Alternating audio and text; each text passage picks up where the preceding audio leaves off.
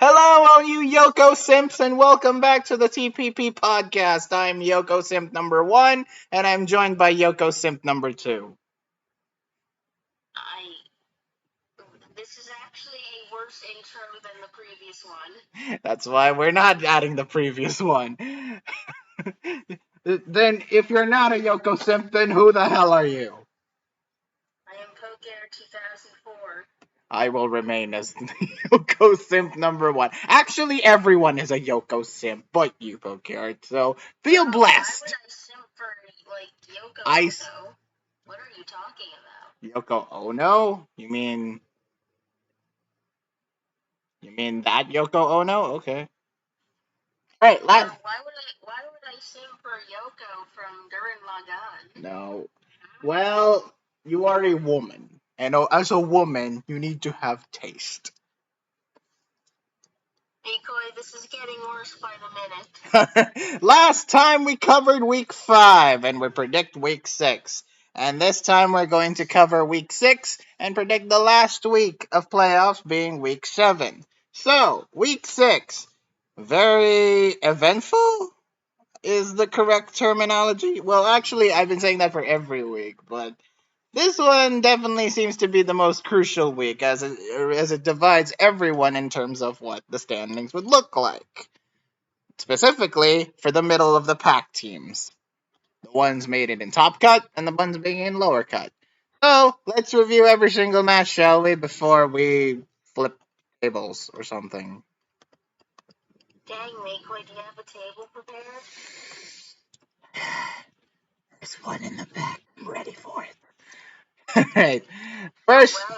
Well, first off, I have every right to flip this table because, first off, we have the Opaloosa Metagame Mashers losing to the Absolute Posters.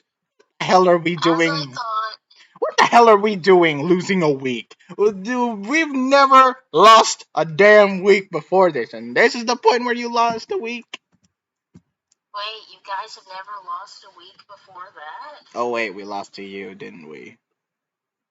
No, we lost to you. Then who else did we lose to? I forgot.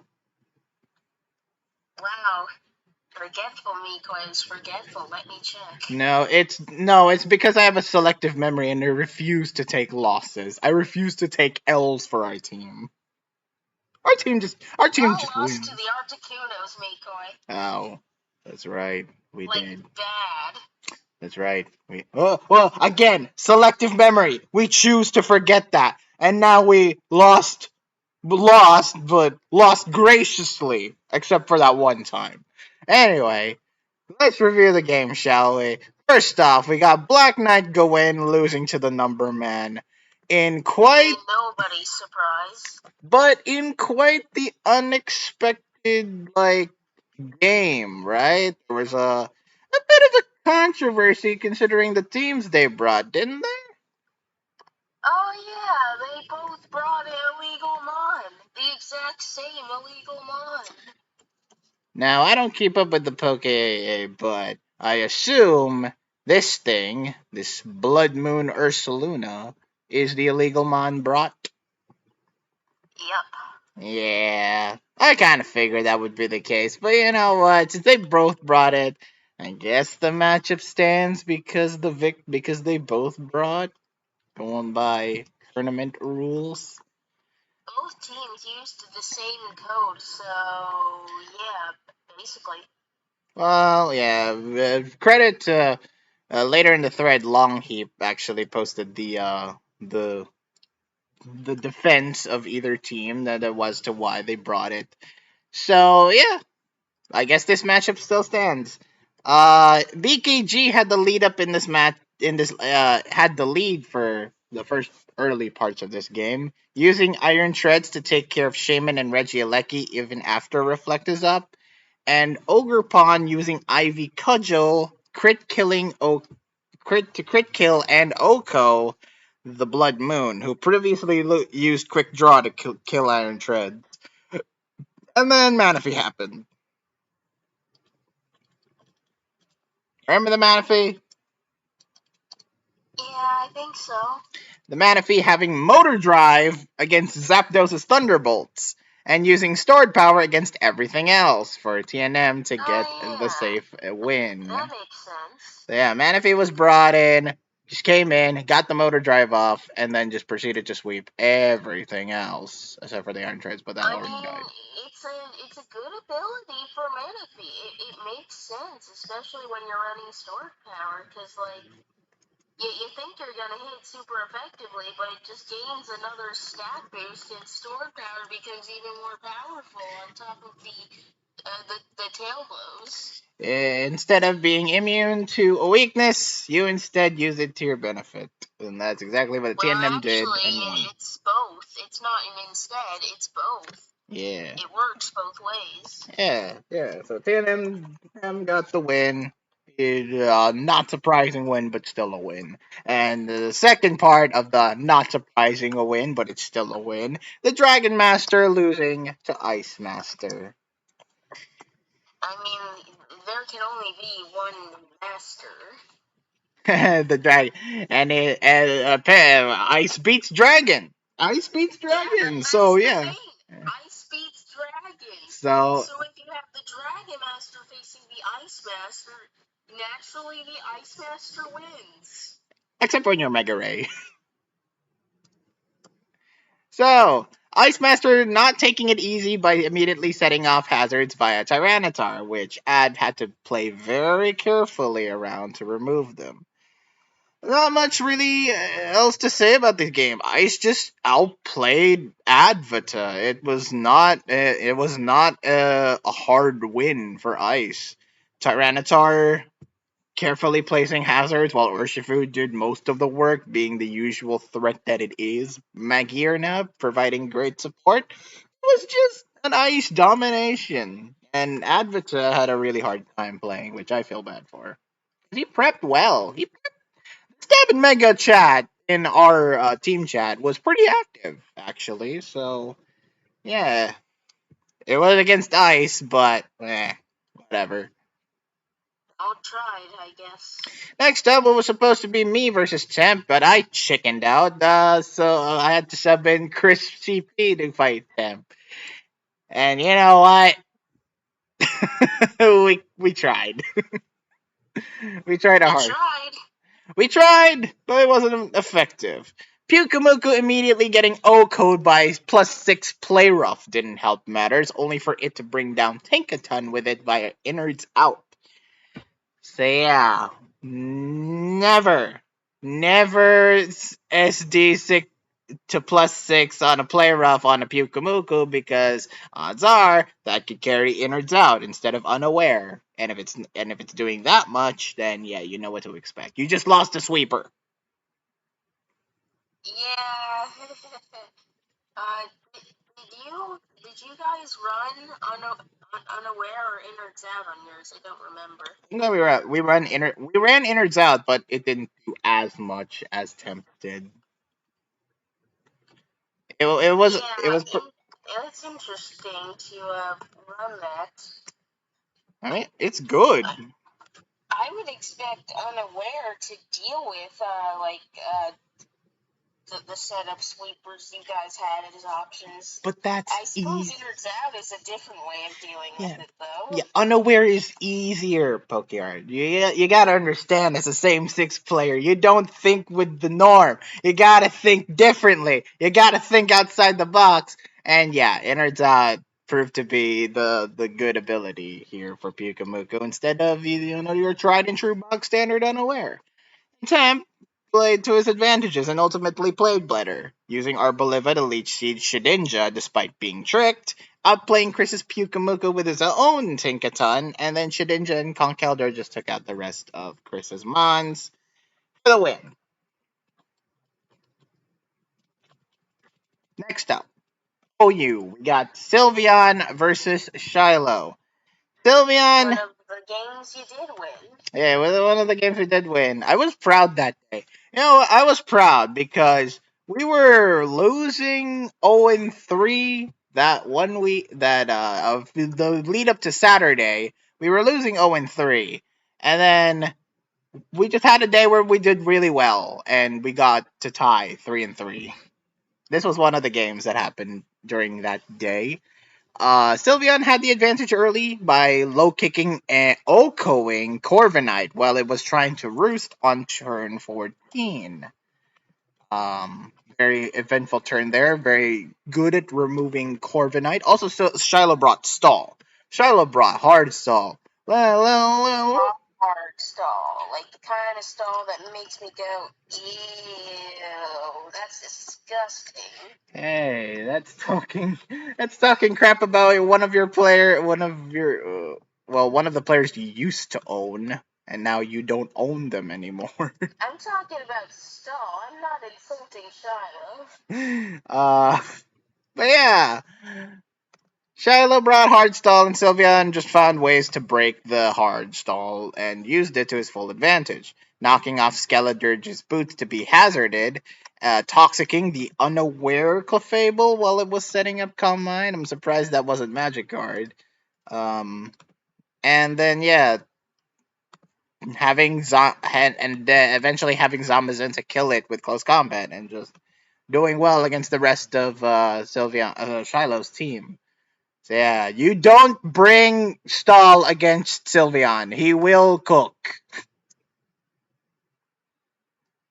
He'll cook hard and he'll cook clean. Next up, Class versus Zoe. Class had very, very unfortunate moments in this game that allowed him to win. First off was the Hydro Pump miss on turn 2 against Arcanine, really putting him at a disadvantage, very detrimental, as he needed to kill it. Arcanine had Yeah, that's true.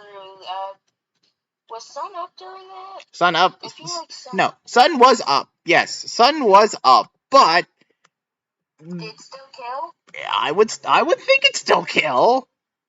That was super effective. Yeah, I would think, but I do ask because Sun was Iron indeed Bundle. up. Yeah, Iron Bundle. Well, Iron Bundle hits hard, and yeah. Also, the small thing, but Tornadoes having Sunny Day was kind of heat. Not gonna lie, especially it was not known to be a good. It's not known to be a premier sunsetter, but it is a sunsetter. Good option. Decoy, it's a tornadoes. It's a Tornadoes with Prankster. Yeah, I get it. It, those things. I feel like whenever they're ran, they run weather, Decoy. It's not Really? surprising. I thought they just run Tailwind. I thought that was just a Rain Tailwind. dance. Rain Dance, Tailwind, or Sunny Day, whatever. Okay. So yeah, Arcanine and Ogre Pawn became a dangerous combo under Sun, as it took out Terra Fairy Basculegion with ease, taking out Bronzong immediately after. Uh, Towards the end, we had Ninetales ultimately missing another Hydro Pump on Arcanine, which allowed Zoe to save Zapdos and Iron Hand against Roaring Moon, winning the game with it by a double close combat. Yeah, like another thing. What did I want to say? Ogre Pawn, the the the Heart Flame. Is that what it's called? Hearth Hearth Flame, Flame. Hearth Flame, yeah. The Hearth Flame mask, Terra Ing, plus Flare Flare Blitz with the Under the Sun. With Rockhead. With yeah, that's heat. That is That's heat. some serious literal heat. Yeah, it's literal and figurative good heat. And Zoe is just known for the gimmick sets this TPP, and this one is just another one of her incredibly gimmicky teams that just somehow works, and sometimes you get lucky because you freaking missed the Hydro Pump or dodged it in this case, but whatever. I Next, can smell the salt from Mikoy. salt. I'm coping. But I don't have to cope this one because multi-gen Ranbats got Mabka beating Casual.exe in I Tuno. saw those games. Jesus Christ, poor casual. In Who no less? Mimka beating Casual in two huge surprise. Gen 2, they started off with Gen 2, which is bad, which is a bad omen for Casual. Um, Despite supporting players like for Alligator and Golduck struggling against Hitmontop and Gold and Casual's own Golduck and missing a Hydro, oh no, Mabka's Golduck missing a Hydro Pump on Nidoqueen, it was just the physical Mew. The physical Mew helped out Mabka immensely. It just got a good matchup against everything else that Casual brought. Swords Dance and Rock Slide killing Ho-Oh, Earthquaking everything else, Soft Boiled for healing up. It was just a nice day for physical Mew. And Gen 9 was a very short game. That saw Landorus immediately crit Okoing Haunch Crow on turn 1, and then catching Halucha later to crit it and Oko it with Psychic. Yeah, this was not a very good game for It casual. was very hacksy, yes. Espathra seemed like a huge threat until Mabeka Terra Watered Izamungus and Toxiced it, and then Sosba killing Ludicolo with Headbutt was the finishing blow. And yes, Mabeka won. Very hacksy win, but it was a win.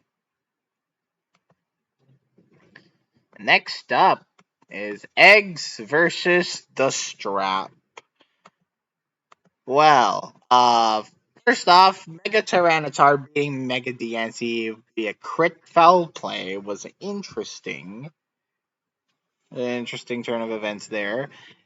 Nothing much else to say. This was actually a really short game. Both players just traded off Mons from one another, and then Scarf Calyrex happened and took advantage of a hard T-Tar switch in to do Astral Barrage, winning the game for Strap. I got that right. It was very good. Okay.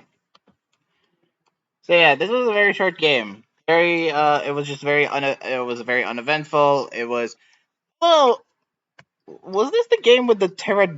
Was this the game with the Arc Dark transforming into Terra Normal, or am I thinking of a different game? Well, I feel like that could apply to multiple games. It's just really weird. It's sort of a normal thing. How is that normal? It's Well, that's just just how it works. it's just very confusing to the for the casual player, for the casual normie spectator watching. This just seems really weird. I guess that's a thing that just happened. Oh wait, this is the Arc Ghost. He brought the Arc Ghost instead, not the Arc Dark. It's really weird. Two ghost types, really? Okay. And then next up, we got Carl Dude Guy beating the Pizza Man. I mean, surprise? Nope. Not really, no. Uh, Volcanion Substitute was wholly beneficial for Carl as it was able to wall Slowking and Alamamola, although they walled it in return, because it can't. Volcanion can't really do anything, right? Against both of them. Uh, well, I mean, against an Aloma Mola, Volcanion would probably win in a 1v1. Well, kind of, yeah. But it was just very bulk centric, and Carl took advantage of that very well. Overall, though, Carl just had more menacing Mons. It was just a much more preferred matchup for Carl.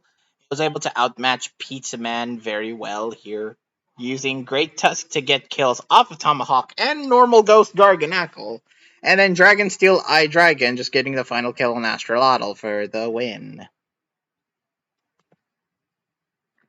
It was not a surprising turn of events as Carl has been doing really well in Cap Camo, but hey, that was one of the few games that I was actually confident in you winning, and you won that predict. So good job, Pokeyard. Yep, I told you that I thought that the Absols would win. But it was not a shutout like you predicted. It was not a 7-1 shutout. How was it a 5-3? It was a Or five was and it a three. It was a 5-3. yeah? It was not a shutout like you Yeah, predicted in the I last was. video. You had no confidence in us. This one just has no confidence. Period. All right, next. Yeah, true. I do predict against you most weeks. Yeah, maybe just rank us 7th or 8th like the rest of us. Yet we're still in top cut. Well, technically not. But we'll get to that. Next up, the Limasawa Litwicks beating the Articunos. Well, well, well. You guys. Can't say I expected that. Honestly, I'm not surprised that you won because your matchup was way better than most people. But I will say surprising there were surprising results that I'll get to in a bit. But most of it was predictable, very very predictable. First off, Space Speakers losing to Rafna. Surprised? I wasn't, Well, yeah, I think most people expected that except Yoko. except Yoko because he predicted Space. But it was unfortunate for Space Speakers because he immediately tilted after the first turn where he missed a focus blast on an incoming Roaring Moon switch in. And then Rafna just proceeded to dominate the rest of the game. Darkrai was used very effectively against Sarah Legend Alucia. Screamtail was able to take care of Komo-O very well, and then Regieleki defeating Shaman.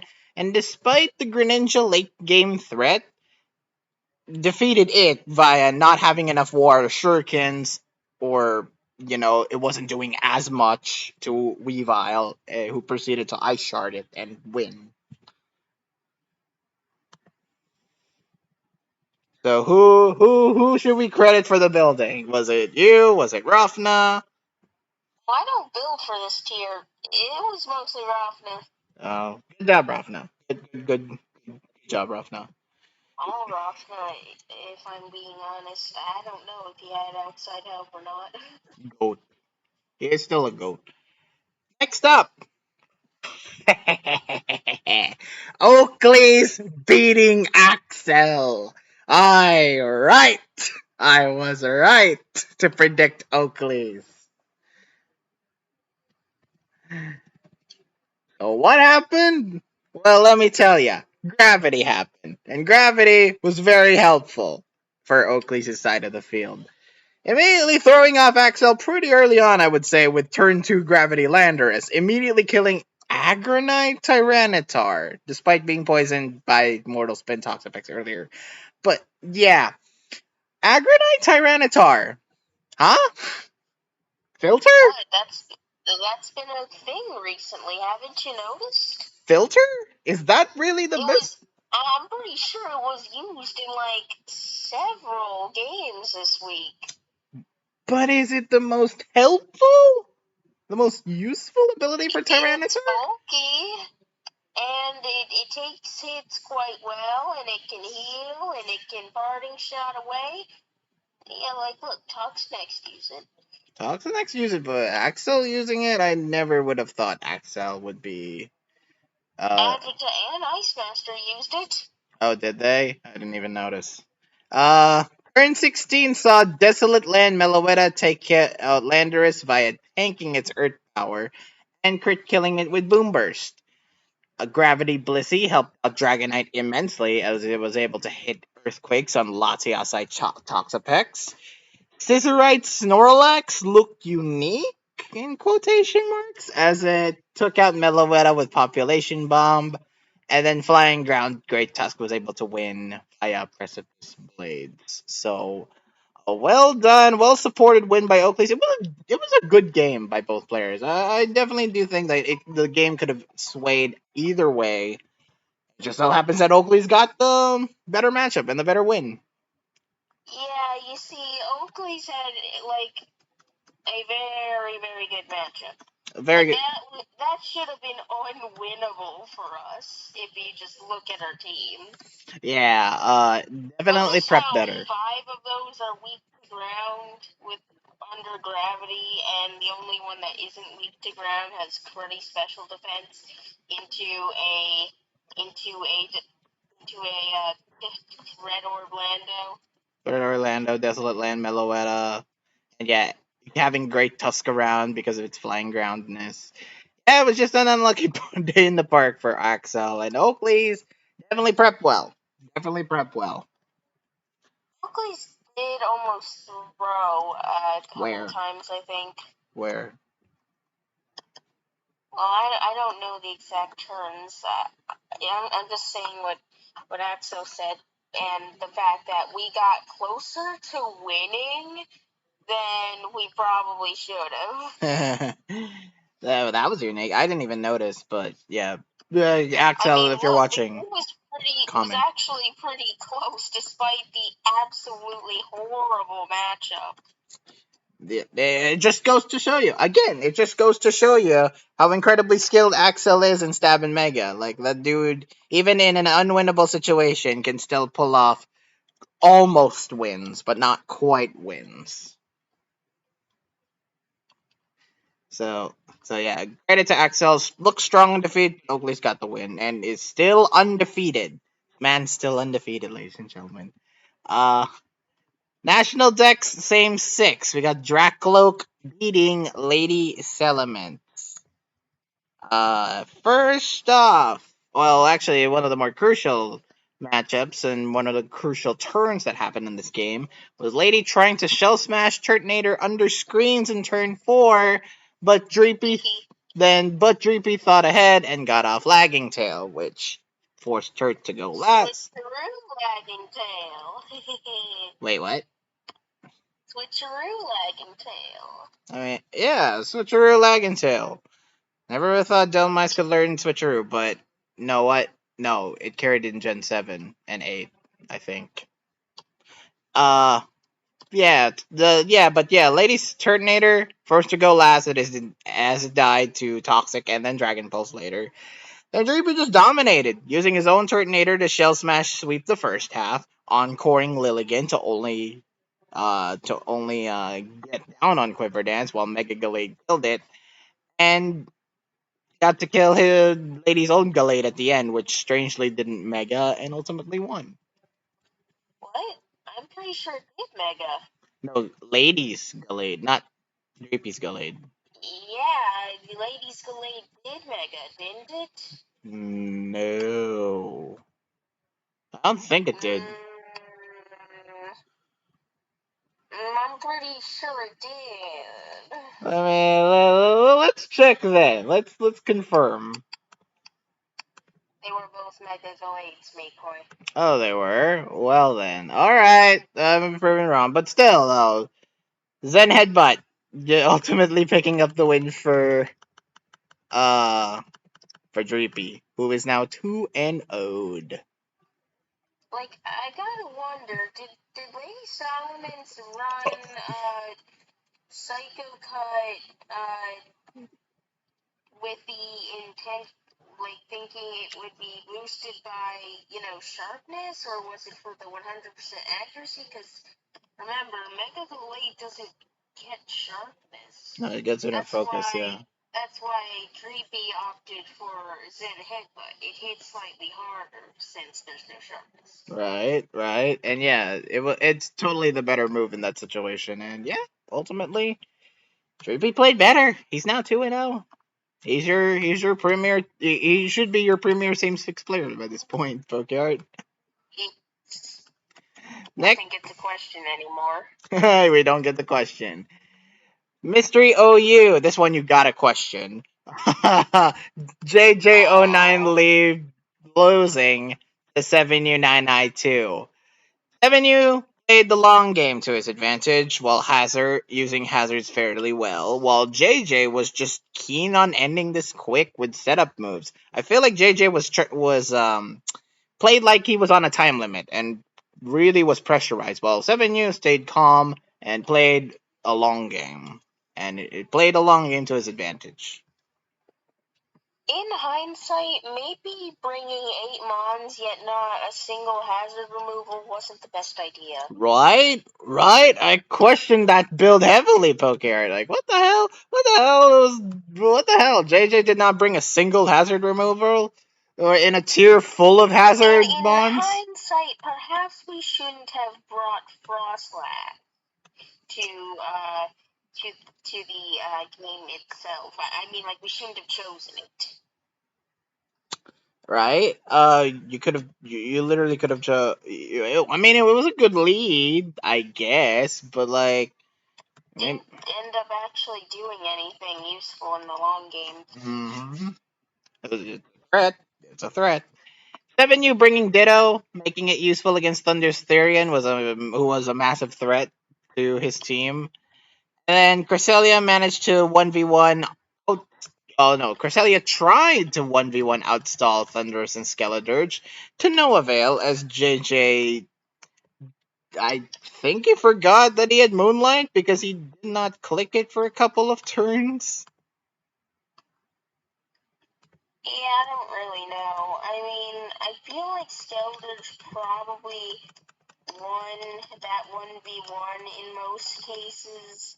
Although, I gotta wonder, did that thing not have a ghost move? It never clicked a ghost move, did it? No, no. And the fact that it's Terra Fairy, it makes me think, it maybe could only run Torch. Well, no, it only ran Torch Song in that case. The Torch Song's a good move, though. If you had to pick between Torch Song and Shadow Ball, what would you click more? I would click both. Well, no, click first. Click first. Oh, probably George Song. Yeah, see? Blood Moon, last ditch effort, ultimately fell to Vacuum Wave by Ditto, winning 7U the game. Yeah, I think that might have been a roll. It's hard to say. Might have, yeah. It did enough. It didn't do enough, unfortunately. Yeah, I don't think that was the high roll, so it's possible he still won, but then some calcs say, that it just wouldn't have done enough in general. I don't really remember the case. Mm. Next up, Chromate absolutely murdering Hyodin. Seriously, what the hell happened Ban here? Serene Grace, ban Skyman, please, someone do something about it. I hate it so much. Why is Shaman like why is Serene Grace legal in Partners in Crime? Seriously. Bright Powder was banned after Yuki hexed Kepper in like week 3 or something, so why can't Skyman be banned after this? Wait, Shaman Sky? Shaman Sky isn't banned? What the hell? Well, yeah? Bruh. Bruh. Well, Partners in Crime, people, you know what to do. The Serene Grace band, Sky Shaman band, just anything with Serene Grace decimated. Alright, first up, the Lander's Ice Punch against the opposing Lander for the Oko kill, although his Jirachi got flinched by Moltres the turn after. It was pretty, funny. It was a funny turn. Uh, yeah. Chromade went on to outweather Hyodin's reign with sand, even using Terra Flying Tyranitar against this It Terra. was Jirachi, not Skyman. That's where the Serene Grace came from. Uh, Frick Serene Grace! hey, he's a YouTuber. Go subscribe to Serene Grace. No, that's Frieza you're thinking of, Mikoi. Okay, so yeah. No one calls him that. Well, except when we're in Pokemon Showdown. But yeah, No, it's just Frieza now, Mikoi. You gotta understand. did he name change on Smogon? I think it would name change on Smogon as well. Yes. Good. Apparently bad. Apparently it was a bad Smogon name according to the Smog Awards. Chromate went on to outweather Hyden's reign with sand, even using Terraflying Tyranitar, using his Terra Grass Pelipper. Whilst Hyden was wide guarding his Mons, Chromate thought ahead and used Lycanroc and Jirachi to his advantage taking apart Hyundai's team one at a time for the dominant win. A very dominant win, mind you. Maybe Youth was on to something when he kept talking about Serene Grace paired with a rock slide with a rock slider. It's just OP. Please nerf. OP, please nerf. Next up, Losco beating Irene. Now, another two-game series, mind you. First off, in Gen 9, where Losco dominated Irene in this matchup, using Delphox to immediately take out Iron Jugulus, even doing huge Psy Shocks to Terra Steel Sylveon, having Solar Beam on Torkoal to take out Barraskewda, and having Sneasler clean the endgame with close combat. Very well done. Gen 3, probably one of my favorite Ranbats games to happen in this tour, because it was all thanks to Baton Pass. Baton Pass Ninjask, very useful for Losco, being able to have it for +6 to Medicham, who died immediately to Shadow Ball. But later on in the game, it got off the Silverwind boost. It got off the Silverwind boost to pass it off to Slowking, who swept, set up with Calm Mind, even getting a crit against a +6 Calm Mind Mew. Kill it and win the game. Baton Pass, very useful for Losco. I credit you. Yeah, especially when you get the Omni boost from Silverwind. I know, right? 10% chance or lucky. Decoy, I sent you something that I think goes pretty hard in relation to what we're talking about. Oh no, what is it? Ah, yes, it's Losco's profile pic going bang. But look, it's Losco. He's who's saying it. Yeah, exactly. I think that goes pretty hard. Bang. All right, next up. Speaking of things going hard, we first off we got the Natdex Ubers game with Farce of the Death beating FC. To all the doubters, screw you. No, yeah. Despite FC being goaded, and you think, hey, Farce is like, is a farce in this tour? Nah, he's no farce. Isn't he? He's getting back into it. He's grooving. He's grooving, and he's beating FC. First off, with the Arc Dark. This is the game with the Arc Dark's typing transforming to normal, immunizing Well, it to that's how it works. immunizing it to Calyrex's Astral Barrages. For Primal Groudon, kept sweeping the rest of FC's Mons until it messed up Precipice Blades for Mega Blaziken to kill it. Then Mega Blaziken did its own sweep, but Cramorant getting off a Tailwind and Mega Ray dodging a Stone Edge, allowing out it to kill. Although the reveal of Ganlon Berry Mega Blaziken was pretty nice. You're probably wondering why it was running that. Yeah, why is it running Ganlon Berry? Explain that. Well, you see, I'm not on their team, and I never saw FC's team. But my team, some of my players deduced the reason. What? It's natural gift Ganlon Berry. What? What does that do? It makes for a strong ice type physical attack that can only be used once. Wow. I'm assuming that's for like Mega Ray or Zygarde. No, it's for Zygarde. Ah, okay.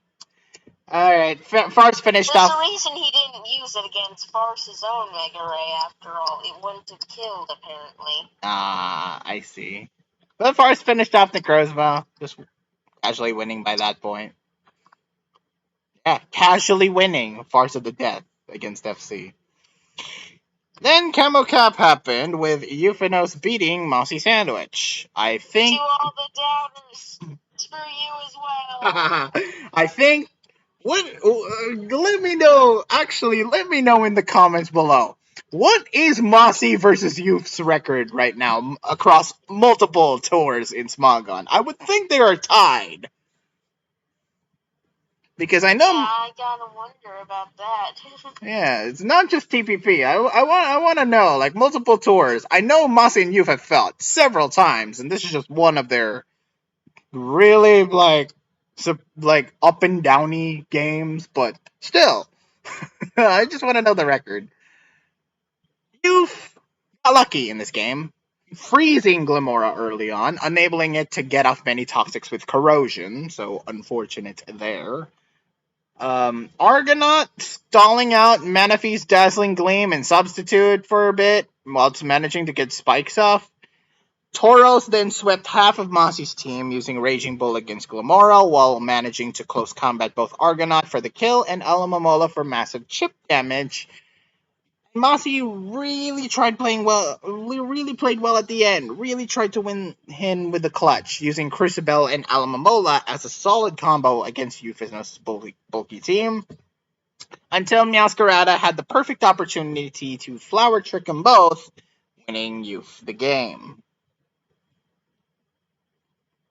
So overall, The freeze definitely helped. well, aside from that unfortunate bit of hacks, including a freeze, it was a very good game. Very good game by both players. Definitely worth a watch if you want to watch solid camo action between two rivals who are destined to do this forever.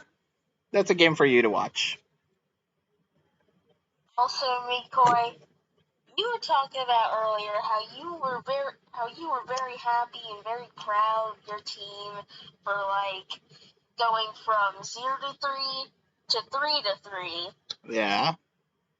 Well, how do you think I feel when my team went from 1 to 3 to 5 to 3, You actually got the win. winning the next 4 days?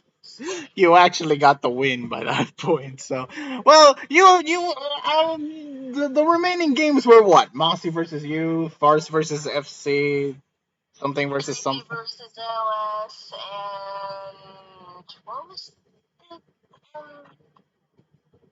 I think, yeah, Rafna. It was Rafna. Rafna, Dreepy, Farce, and you. You had good chances. I mean, you had good chances. So I I wasn't. don't know. I think it. Yeah, I was not worried for Rafna. I had only slight worries for Dreepy because you never really know what to expect in Same Six. Mm. And I was pretty worried for both Youth and Farce, if I'm gonna be honest. Hey, you got the win. I mean, you got the win, and you should trust your teammates more. Okay, right. You should trust your teammates more by that point. I trust them. It's just that those two had very tough opponents. They do, and credit to both of them that they won in very favorable matchups. I'm not gonna lie, I didn't think we would beat the Kudos. You did. You ended their streak. You ended their streak, Poke. All right, good job. All The right. Yoko curse is real. Yoko curse is the Crewmate one. is now a believer in it. Yeah, the Yoko curse is real. It's the one piece that brings us together. Next up, the Tinkatons beating the Daves 5-3. So the Tinkatons are moving on the up and up, while the Daves on the down and down. First off, Swiftix versus Fabulu in Poke AAA. Swiftix setting himself at a huge disadvantage early on by having Jirachi attack Glamora, activating toxic debris against him. Joey seemed to have the matchup down by playing better, using Ogre to kill Desolate Land Skeledirge and outplaying Samurai's Ceaseless Edge and Sucker Punch plays with Halucha.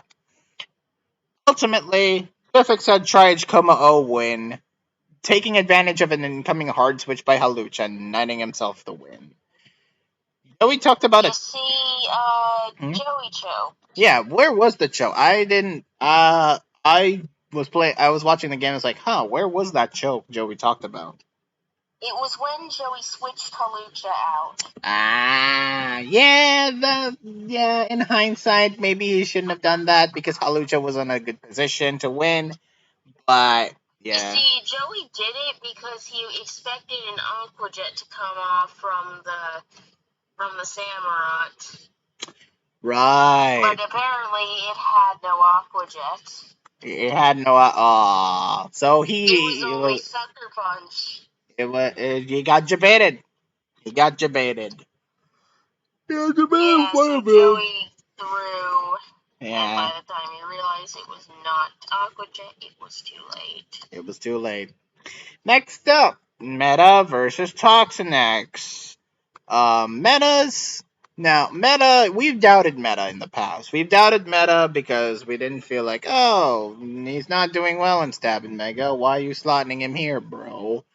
But then, after the win against Axel, Meta proved that he can play this tier very well, Why are and you giving that as an example? He asked him to shift.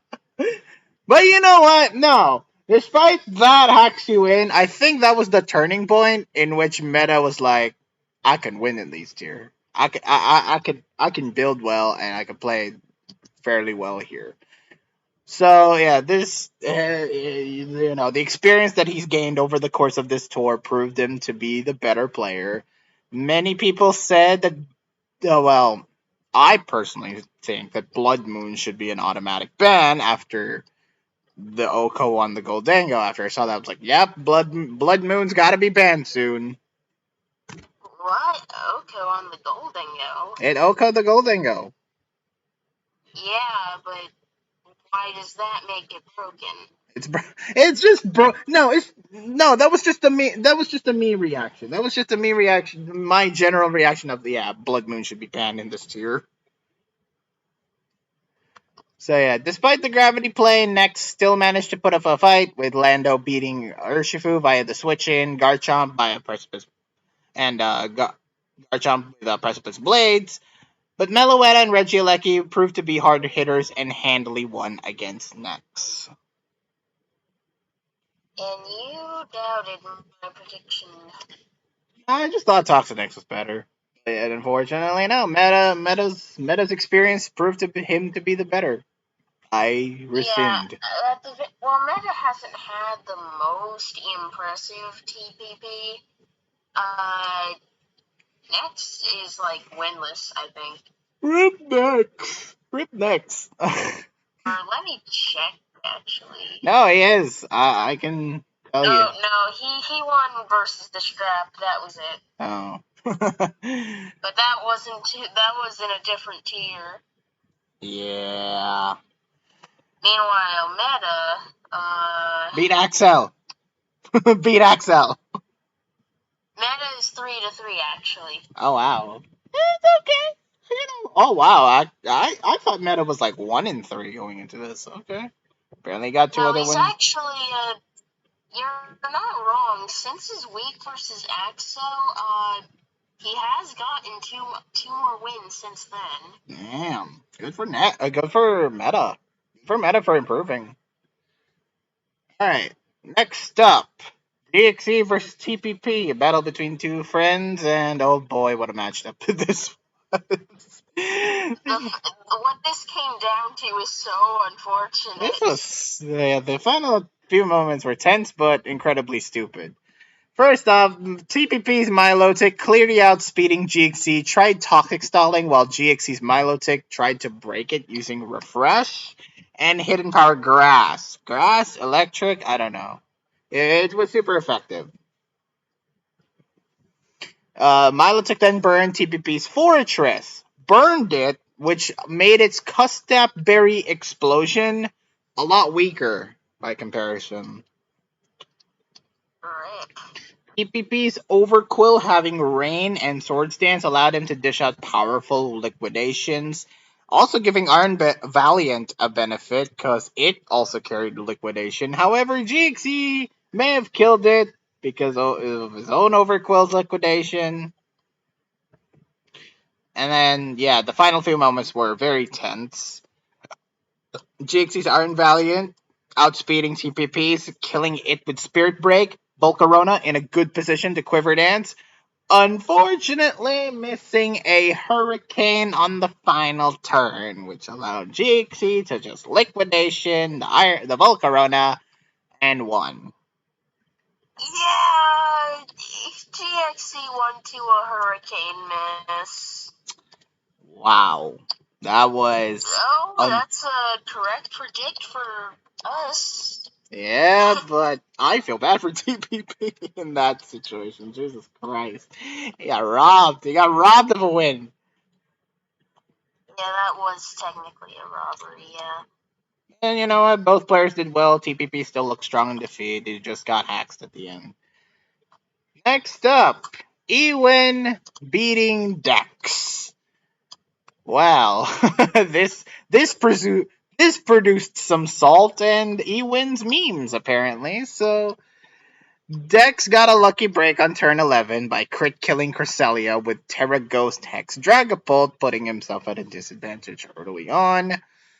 And then Garganackle tried walling Clefable with its defensive Salt Cure set until the end, where it was crit killed by Moonblast twice, leading to the E win. Or the forfeit E win. Yeah, I don't really get why Dex was, I guess the Moonblast was, Moonblast crit kill was kinda crucial at the time, but like, brother, did you not see what you did earlier? That was worse. Yeah.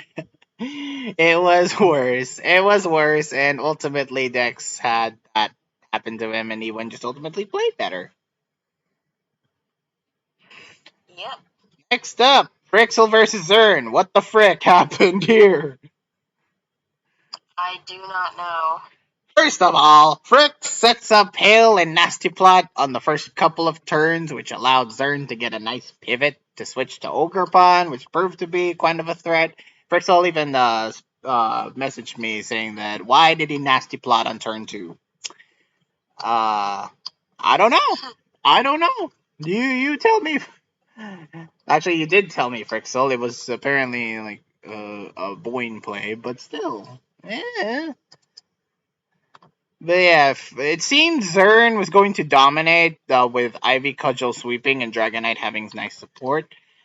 Then Volcanion kind of burned D-Knight in turn 8 and shifted Frixel's game into his favor. Ultimately, the Terra Ghost Shaman avoiding Ogerpon's E-Speed, Regieleki proceeding to sweep both Rillaboom and Dragonite. He got rewarded with a burn in one, ladies and gentlemen. That's generally how it goes. Wow.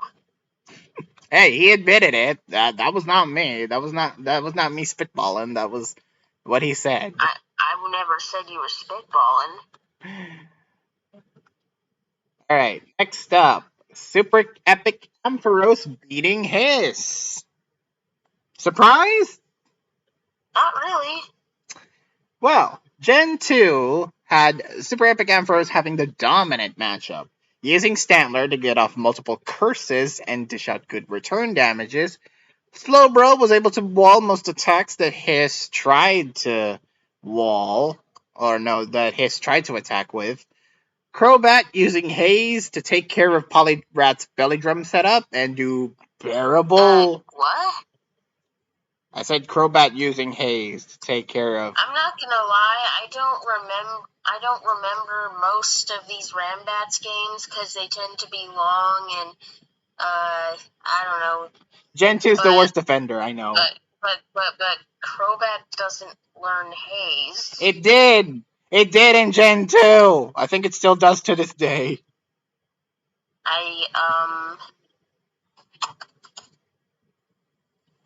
Check it. I think you're wrong. I think you're like very wrong. You can learn Haze in Gen 2? Yeah. No, I didn't know that. Hell yeah. Because No, he used it. Regardless, I think you're still wrong. Because he used it against Poliwrath's Belly Drum. And the Which series are we talking about again? Gen 2? No, which series? SEA versus Hiss. Yeah, alright, where's his? Oh my god. Turn 31. The opposing Crobat. Actually used Haze. Using Crobat using Haze, removing Belly Drum stats. Thank God I checked these games twice in a row because I can able to prove you wrong, PokeArt. You see, what I was thinking was a different game where there was a quillfish that used haze, and I got it mixed up with this one. Well, no, you're You wrong. see, like literally the exact same thing happened with polyrath belly drumming and there being a hazer to haze it, and in the other case it was a quillfish, and I got it confused with that. What games have you been watching? Not TPP, because I didn't see that. No, that happened. Which it happened. It I think it was the fragment set. Okay. I just feel maybe it was the fragment set for Gen 2, maybe? Well, we'll check Is it there later. a quillfish here? Well, There's not. It was not this one. it's not, and neither. Oh, it was probably Mabka then. Yeah, probably. No, wait. Yes. Mabka's Gen 2 game I was thinking of. Huh. Okay, fair enough, fair enough. So yeah, Tentacruel just ended up sweeping the end game, getting a crit on Machamp. So SEA dominated that one, and in Gen 9, Super Epic Ampharos dominated again, using Volcanion to get out flame charges against the Webbing Leavanny, outspeeding Cloyster even after it got off a Shell Smash. Volcanion still outspeeded and, yeah, did damage. Well, yeah, the Volcanion was at +2, and But it's naturally faster than Cloyster. Yeah, but the Cloyster also got off a Shell Smash, so it was also +2. That plus, did you not hear what I just said about the Volcanion being naturally faster since it was also at +2? Oh, okay. Speak up loudly next time. Yeah, 269 to 2. I just did, you dopus! You Xander Mobius. Terra Grass Colossal being beaten. Surprisingly, not Flashfire. It was Flame Body Colossal, um, not Flashfire. I'm pretty sure Flame Body's typical. Nah. But then Dragalge. Flashfire isn't a good ability on it anyways. It might be if you're ballsy. Not really, no, because it double resists fire. It doesn't really need Flashfire. I would. Then Dragalge flip turning and an eruption Typhlosion in order for Salamence to get in safe Dragon Dances, Terra Ground, and Earthquake, both Typhlosion and Pikachu, netting the win. Why did Hiss bring a Pikachu? I don't know. Pikachu can be unironically good in Ranbats. Not in this case. Not against a Terra Ground Salamence.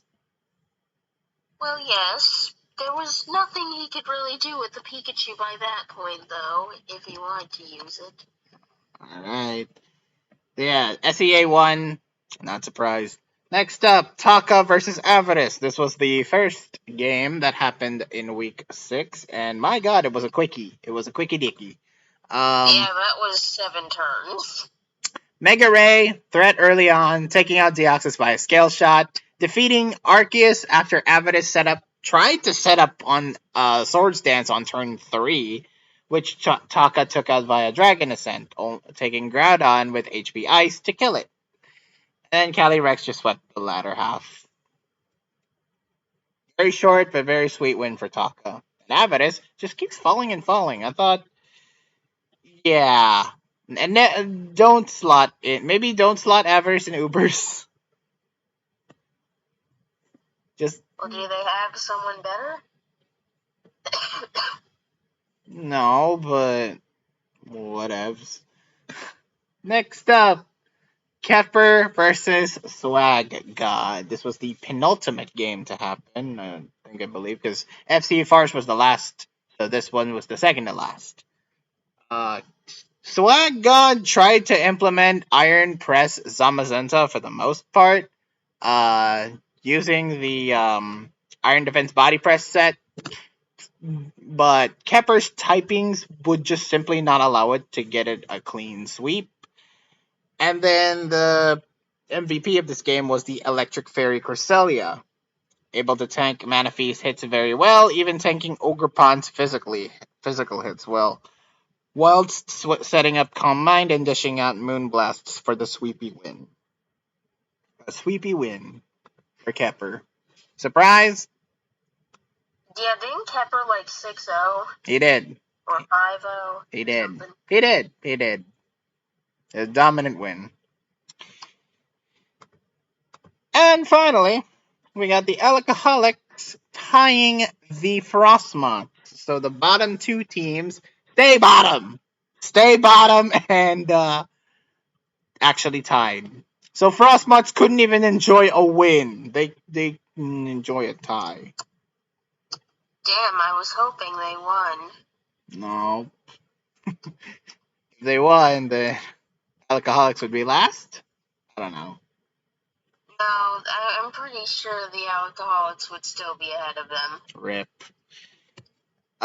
First off, Panu beating, or no, sorry. First off, Don Vasquez beating Panu. I say Panu's name first because credit to his team. He brought, Credit to his wonky team. he has a wonky team, but his names were all based on Yoasobi songs, which Panu, you're a complete cultured man. Oh, I didn't even notice that. Yeah, he had all songs of Yoasobi as his mon's name. It seemed So it seemed Panu had the dominant matchup using a level 1 Dawn fan with Shell Bell and Endeavor to take Corviknight down. What? yeah, that's a strat. I mean, fear Dawn fan. Fear Dawn fan. Using Healing Wish Jirachi to fully heal Rabambi to bring it once again to Sash level to get off webs, which was a very nice strat. Very, very nice strat. Unfortunately, though, the Cerilich, having Magic Guard and Weak Armor, benefited Dawn in the long run, as it Flare Blitzed the rest of Panu's team, winning the game. Cerilich kinda go. Next up, Derpy Boy, beating Elgino. First off, Blood Moon being Desolate Land helped it tremendously, as it did more healing with Morning Sun while still managing to tank hits, and Weather Ball managing to kill Slowking and be a factor late game. It was very nice. Landorus Gravity, once again making itself a return into a Stab and Mega, similarly threatening as it managed to kill Snorlax and did big damage against the Great Tusk. Blissey managing to transform against Elgino's Bloody Moon was a nice strat, as it got to heal itself with Morning Sun because it was at red health. Calm Mind to tank even more hits from Bloody Moon. Yeah, nothing much else to say. Derp played better against Elgino. Surprise? I mean, that game was kind of a toss-up between who would win. I mean, neither of them are great. Oof. Sick burn. Well, the Standard Mega Pool was stacked, Pokeyard. How are you going to compete against the Axel, the Oakleys, the Ice Master? You're going to be lost in the shuffle.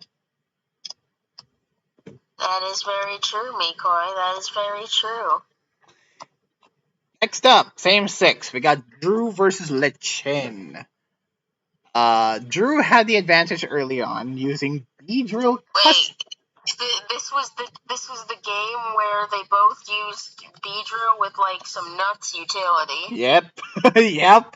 Beedrill was Custap Berry to get off a tailwind for his side of the field to be faster. What was the other Beedrill set? I don't even know. Those Beedrills were like making me go like, what? And like every move they made. Well, the more surprise. Well, actually, no. Let me check. Let me check this Beedrill set. Oh no, it was Electro Web. Let's check. Oh yeah, Electro Web. I get it's against Pelipper. It's only against Pelipper. Like bro, was like no special attack. It was Sash too. Sash, Electroweb, Sash, Tailwind. Endeavor, Electroweb. What? And then Drew had Cause Drew that had Berry with the Tailwind, and then Legends had Defog, and then the opposing had Toxic Spikes. Toxic Spikes, Custap Berry, whatever. Yeah. Neither of them. I find it very funny how Custap Berry came into play via Endeavor and not it having to endure anything. Right? Neither of them used Mega Beedrill. Why? Why would you sacrifice that for a Mega Caesar? Mega Beedrill just Coco's Cobalion, freaking Incineroar, freaking Virizion takes huge damage. It doesn't quite one-shot those. It would need to get off a sword stance, and I think that was the concern. It's just a fast It would be hard to get off a sword stance here. I guess because it's kind of frail, but... Yeah, it's very frail. It's a piece of paper, Mikoy. It's a bee! Oh yeah, and oh yeah, the other thing that happened was Pelipper having Shockwave to deal with the other Pelipper, which was really funny. You gotta do what you gotta do. They're against Shockwave, hilarious. And yeah, the rest of the game, two close combats from Virizion wasn't able to kill Choppleberry Cobalion, which was kind of sad.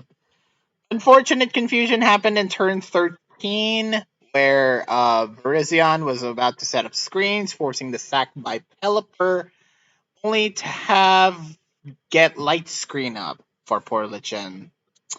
And then, crucially, at turn 18, well, here's the turn 13 right now. The dual wing beat miss. Yep, that dual wing beat miss do be kind of sad, allowing Drew to take advantage with his own Mega Scizor, kill it, and win the game via poison at the end. Yeah. Can we also talk about how they both brought Choppleberry Cobalion? I mean, it's good. I mean, friggin' when you have Virizion, Cobalion, and potentially Scizor having close combat, you gotta have like your check, right? I guess so. Yeah, as a same six player, I'm just used to like predicting these sets. Alright, next up we have Dugza losing to Piyush 25.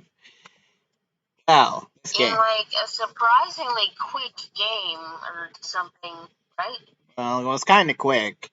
It was there were a couple of games that really like I'm like, whoa, this is a big brain play. This is a 5-head play. Like didn't Piyush basically just send out offensive sweepers and win? Yes, we did. Yeah, like first the Ursaluna, The Blood then the Thunderous, and the Azumarill.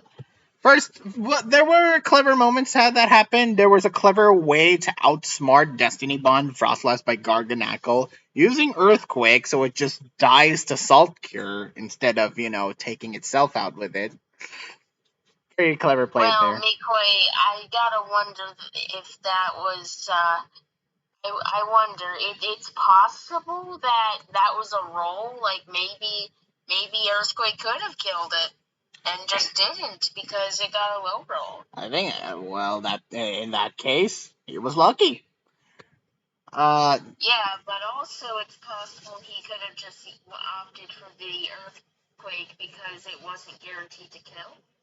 Maybe, yeah, maybe that was the way I thought of it. Was like, oh, he's using Earthquake, so his Frostlash just dies to Salt Cure without Garganackle dying. So yeah.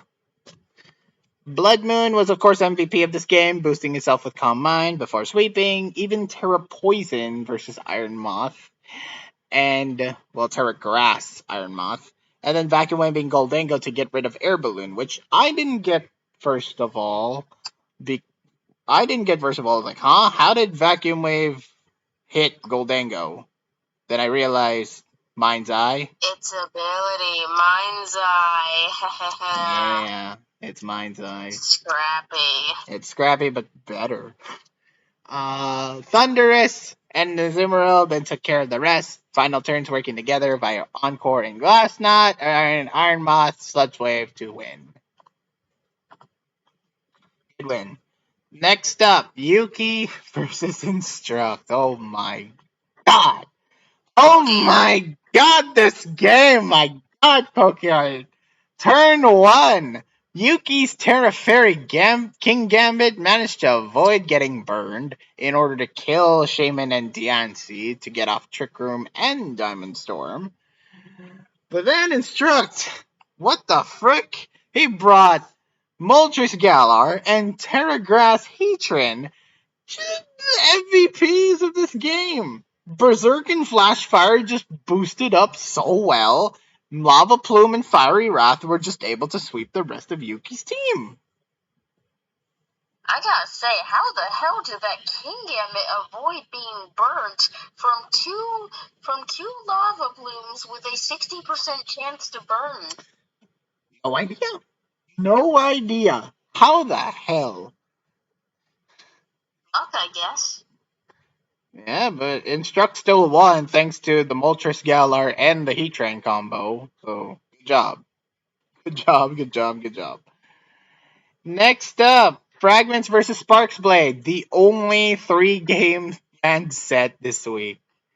Uh, Gen 9, Vigoroth proving itself useful with Bulk Up and Body Slam, plus Turret Ground Earthquake, even dodging a Focus Blast from Oranguru.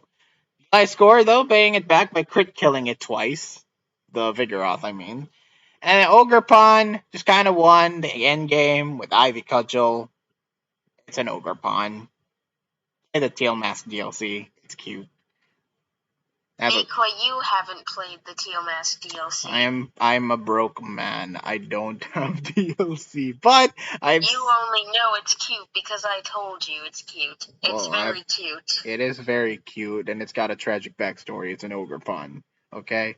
Gen 3. It's a friend. It's our friend. Gen 3, very hacksy game. Dusclops managing a burn on Breloom, Blastoise utterly sweeping Fragments, freezing Pinsir, and then critting Skarmory and Dragonite before ending Nidoking. Sparks got off a lucky Gen 3 game there. Yeah, that was... That sucks. Wow. And then Gen 2 happened, which Golduck kept missing Hypnosis against Raikou until it hit, which gave the Raikou the chance to Sleep Talk, to do the rest Sleep Talk thing. Mr. Mime managing to snag Piloswine's leftovers via Thief, and Physical Mew. That same Physical Mew from earlier with Mabeka, that once again reappeared and swept for Fragments. Well done, Fraggy boy. Fraggy boy. Ultimate game, we got Ainscrad beating Concept Everything. No, sorry. Wrong way around. Concept Everything beating Ainscrad. First off, though, Ains had the early lead in the first few turns, dodging Groudon Stone Edge in turn 2, allowing Yveltal to then dodge a Grandium Z in turn 7. However, hacks pretty prevalent in this game. Starting off with Mega Lopunny missing an opportunity to kill Mega Ray with Triple Axle thanks to being paralyzed. Yveltal was weirdly kept in after defogging to get rid of Misty Terrain, sacking it to a Tapu Fini's Moonblast, which I found weird. Zacian was able to get a crit close combat off of against Groudon at +3, but Groudon still managed to live and overheat kill Zacian. And then the final hacks happened, where it was the Zygarde stall. Both Zygardes were set up with Coil and Glare until Concepts crit Ains with 1,000 Arrows twice, netting him the win. Unfortunate for Ains. And then the final game, where it was supposed to be Hidden versus Saba, turned out to be Pote versus Saba, and Pote won! How? Yeah. How? Let me tell you how. Pote was using heavy. He channeled his inner El Cap by using heavy hyper offense in this game. Yeah, he used cheese. First was the belly drums to Titan, knocking out the Ogre Pawn before dying to Grassy Glide. Ninetales then set up Aurora Veil, which caused Pote's Ogre Pawn to immediately Oko Tomahawk, and tank Sava's Ogre Pawn's player rough to kill it with Woodhammer. It nuked it, actually, because it took itself well with it. Pajantum still managing to kill Rillaboom with Brave Bird, even though it was through Aurora Veil. And then Manaphy tanked Komao-O's boosted Boom Burst to kill it with Dazzling Gleam, winning Pote that game. A hilarious, hilarious game, which Pote got the win. Yeah. So, now that the games from week 6 are done, let's take a look at. Now, before we take a look at who won in the predicts, let's actually take a look at the spreadsheet first, because this is more important.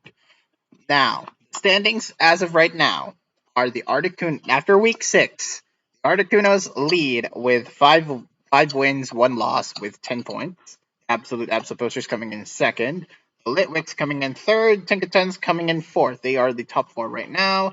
Metagame Mashers dropped to fifth. I feel ashamed. Dave's Decidueyes being I sixth. mean, you should be.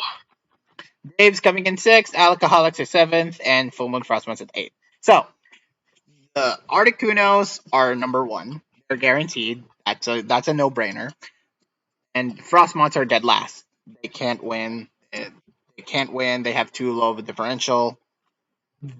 They've sucked. For better or worse, they suck. So they're out. They're no longer in playoff contention. So it was They're literally locked for last place. lock for last.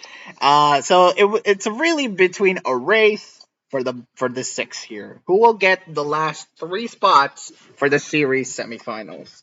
And Euphanos and Carl have been gracious enough to calculate multiple scenarios for how they're going to um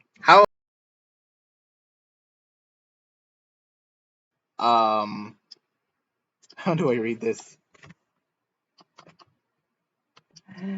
So the Absols will qualify if they win, but they'll be out if they tie with the Litwicks, the Tinkatons, and the OMMs winning 8-0.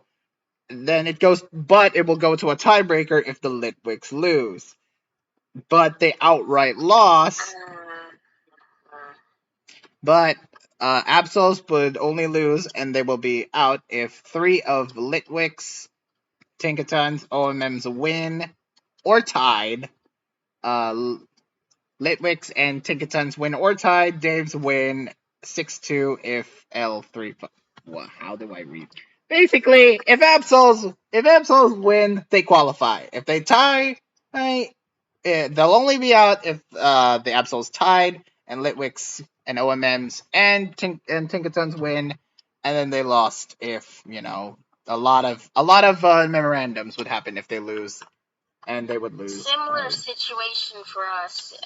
If we lose and the OMMs, Tinkatons, and Absols all win, we'll probably be out. Yeah.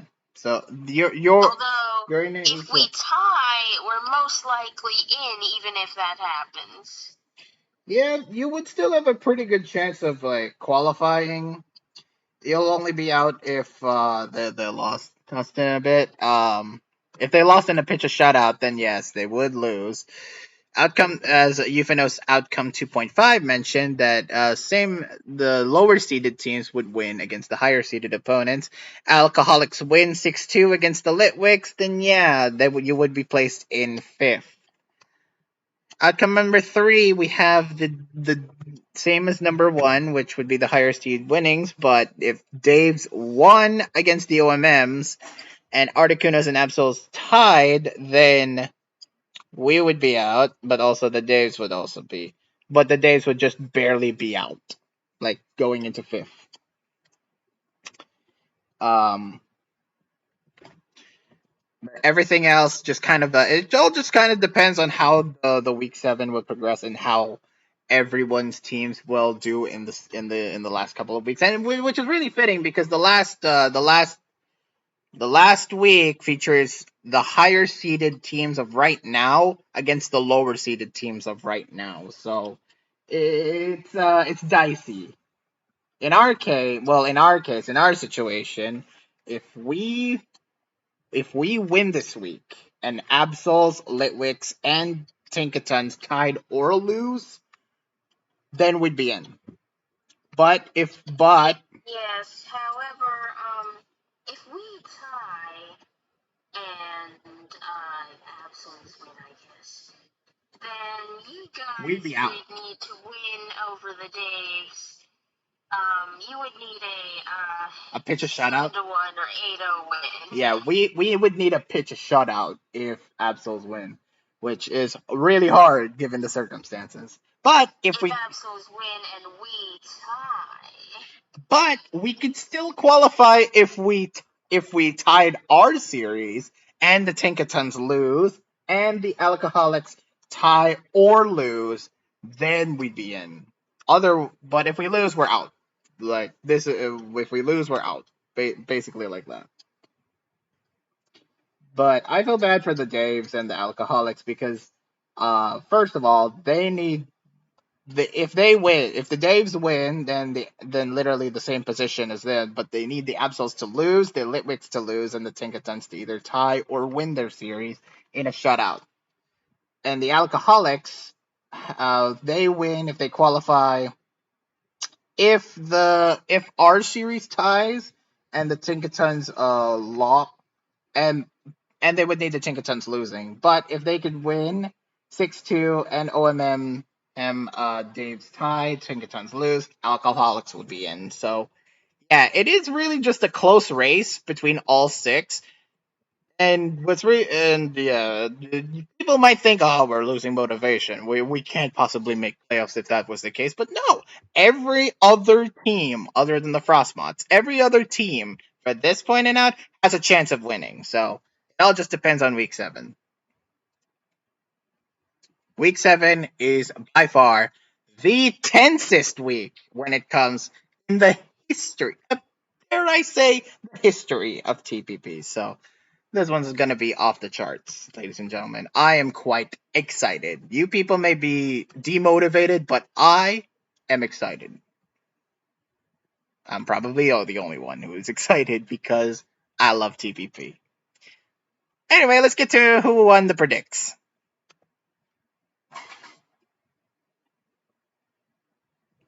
Go Garrett.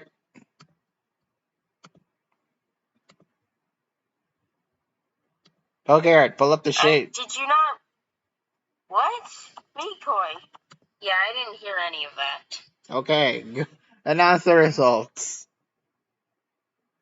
Okay, in second place we have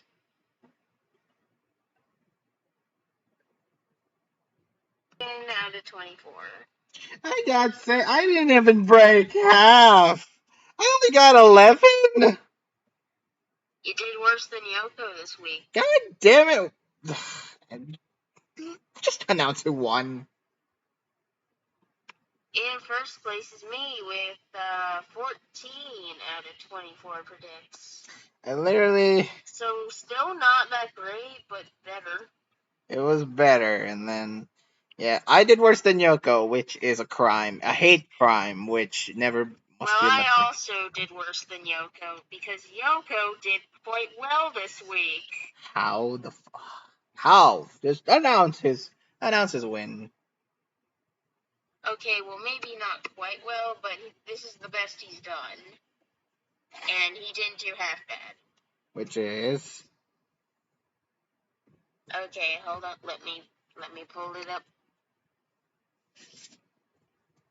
we even talked to In first place, actually, for this week's predicts outside of this podcast is Yoko Hisopi. I can't believe these words are escaping my mouth. admit it, Pokard. Yoko Hisopi with 21 out of 32. Literally 60%, I want to say. 65%, almost 66. Jesus Christ, how good. Hey, 2/3 of the predicts right. Nearly right. Jesus Christ.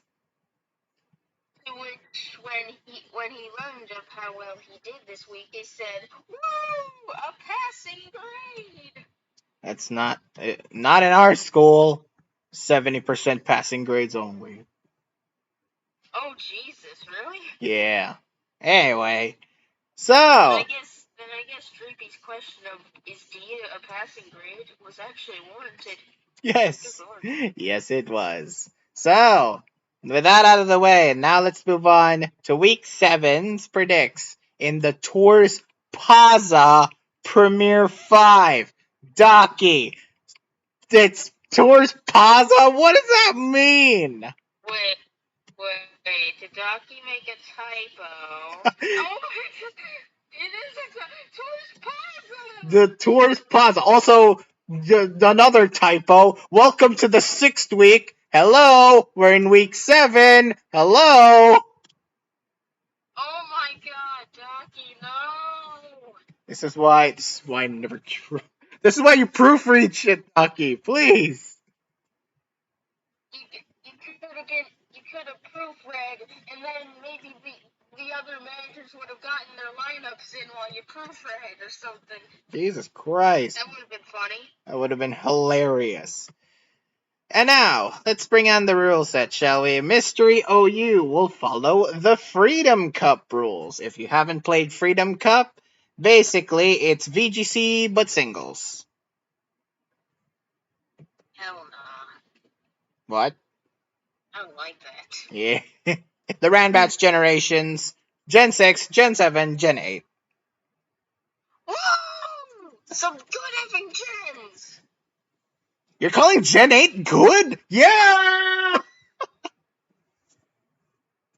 Mikoy, we have been getting Gen 2 and like other early gens for like several weeks now, and I hate it.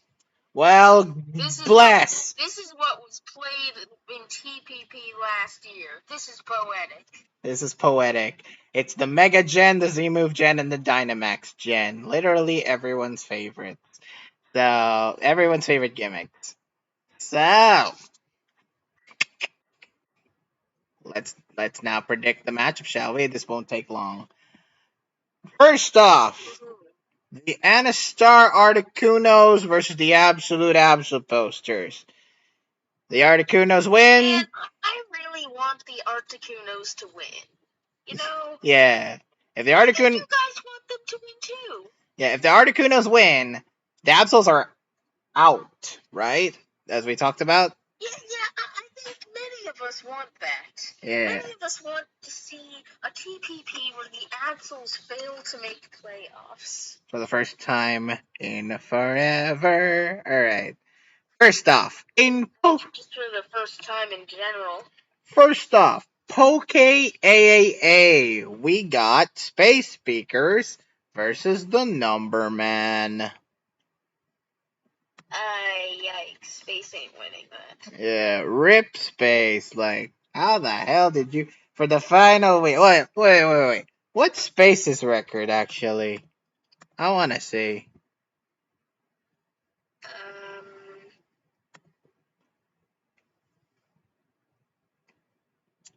hmm. I assume it's like He's, meh. only 1-2? Is he really 1-2? Oh my god, he is. Wow. I was under the impression he played more. I did too, but apparently no. He only played 3 games and is a negative record, and this record won't be going away anytime soon. Unfortunately, yeah, TNM's going to win. Yeah, but new Space Speakers rooting for you. Yeah. Next up, Oakleys versus Ice Master. Ooh. This one again. I brought it. I brought it before in the in the discussion on Discord, and I will bring it again. Oakley's is 6-0, and he has to break the Wall Maria. That is the Ice Master. If you don't get I'll it, go with Oakley's actually. yeah, actually, Oakley's might be the Wall Maria. No, he could be the Wall Rose, actually, because Oakley's is freaking 6-0, while Ice Master is 4-2. I mean, there's no. Like, normally I might predict Ice Master because Oakley's doesn't really need to win. The Unfortunates in general, they don't really need to win. They can just do whatever the hell they want. The Absols really need to win. Mhm. And, however, I asked Oakley's myself, and it would appear he actually is quite motivated to beat Ice Master. He wants Oh. the Absols to lose. My boy's going for the sweep. He's going for the clean sweep. I'm picking Oakley's. Yeah, he wants that. He wants the 7-0. He wants that. I'm picking Oakley's 100%. I'm picking Oakley's too. Sorry, Ice. We might predict you against Oakley's in other weeks, but not this TPP. Oakley's is doing fantastically. Next up, Really. Lady Salamence versus the Tempering. Oh man. I think Temp just wins here. Well, taking a look at their same six, you got Armaldo, Barraskewda, Blacephalon, Garchomp, Houndstone, and Rapidash Galar. A very mix between same six people. like, Huh. there's no middle ground as to what you could either go full on hyper offensive or you could go full on, you know, creative bulk stall, I guess.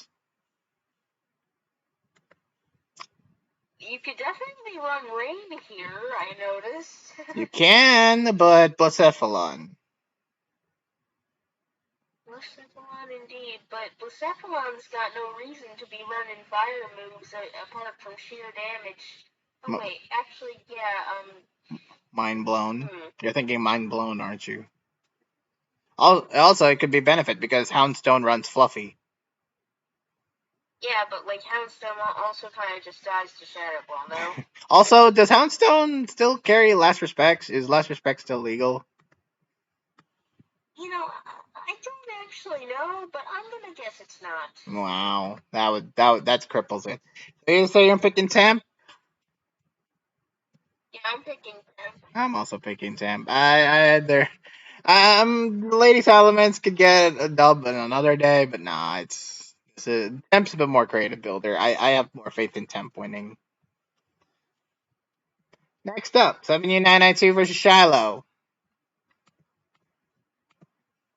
What is Shiloh's record? Shiloh. What is Shiloh's record actually? Oh, 3-3. Huh. Well, he has been doing well. I already mentioned that he's been doing mid this season, and I think that path of mediocrity continues. Because yeah, I would still pick Shiloh in this case, but it's not gonna be an impressive win. Let's just say. Next up, Chromate versus Zoe, and Partners in Crime.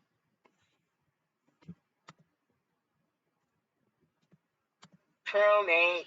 Ew, my God. You know what? I predict a curb stomp. I'm freaking Chromate. I predict a curb stomp. Like an actual 6-0. Is that too much to ask? It's not too much to ask, I don't think. Next up, Rashay versus Casual.exe in Ranbat.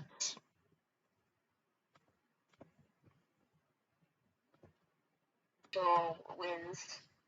You think it's a casually win? I also think it's a casual win. The Casual.exe has been doing fantastically.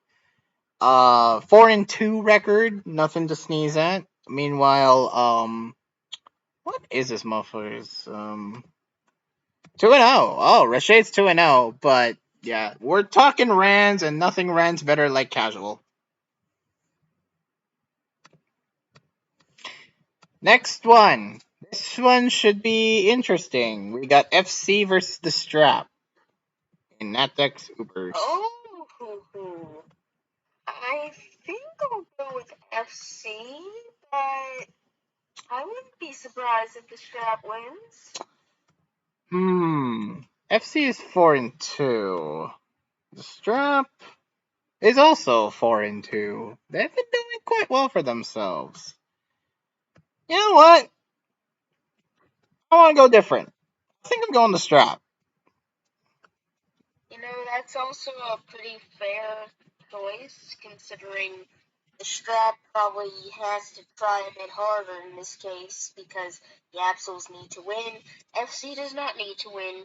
He probably just he might want to win to have a better record, but other than that, they don't really need to win unless they actively want to eliminate the Absols. They have every right to as the number one team right now. So I want them to. Mossy Sandwich versus the Pizza Man and Cap Camo. Mossy. Yeah. Easy. I mean, okay. I've been the anti Mossy Sandwich propaganda will not stop. I'm kidding. I'm kidding. It's Mossy.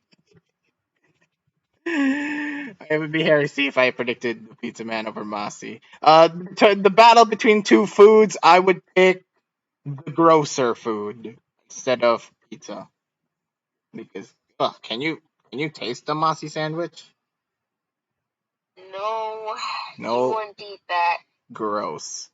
All right, time for you to predict the Opalucid metagame mashers versus the Dave's Decidueyes. We need this win. Period. I don't know, Maycoy. I don't think it looks too good for you guys. We'll try our best. First of all, Black Knight Gawain versus Fabulu. Who do you think? Fabulu. Okay, why do you think Joey? Well, he's just been doing better than Gawain. What's Fabulu's record? 2-4? Really? Yeah, and Gawain's isn't better. 1-3. Yikes. Yeah. We'll try. Next up, Advata or the Dragon Master versus Metariolu. Meta. Why'd you say Meta? Meta's doing better. 3-3, as you said. Good record. Next up, same six. Myself versus the entire tour. Me versus TPP. The entire tournament. Yes. I'm fighting the amalgamation of everything that's wrong with Tours Plaza. It's TPP. Damn, is that an insult? No, not insulting TPP. Nah, he's a great guy. I'm just insulting the tour. Damn, you hate TPP now? No, I don't. I'm an advocate for it. Anyway, friggin' predict who's gonna win. I already said the entire tour. God damn it! Why you hate me so much? I've never had a prediction that goes my way. Wow. I don't hate you. I just predict using facts and logic and not friendship. Wow. Well, take a look at the same six though.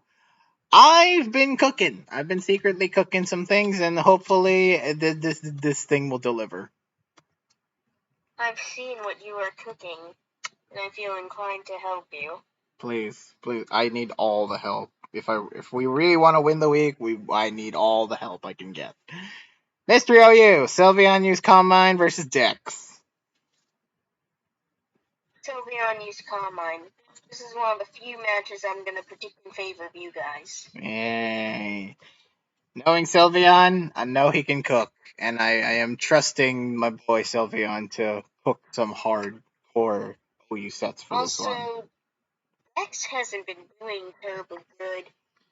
What is the boys' record? Sylveon is 3-3, and Dex is 2-4. 2-4. Okay, well there you go. PIC Class versus Zern. I'll say Zern. Ooh, even though Class I would argue is the better builder of the two. I think Zern's the better player. Class may be a good builder, Zern may be a better player, but you know what? Building always wins. So go Class. Go Class hard. Well, you can't predict in favor of that. I can't, but I am trusting my boy Class to cook. Also, let's see. What is Class's record? Not very good. Oh, it's 2-4. It's not very good. It's not good. Although in PIC specifically, let's see. 1, 2, 3, 4, 5. It's 2-3 in PIC. Exactly. So it's still negative. Yeah, it's not a very good. Yeah, it's not a very good. You know what? I trust. Yeah, it's 2-3 in PIC. Meanwhile, Zern, let's see. I think Zern has been doing. Loss, win, loss. Oh, It's not very good it's either. 2-4 in PIC. They're about the same, actually. Yeah, it's not. They're both having the same record. Yeah. Tangentially the same record. Next up in Ran. No, not quite. Because Class played one game of S&M, so the records in PIC specifically are different. Okay. Red match. We have Mabka versus Super Epic Ampharos. Super, wait.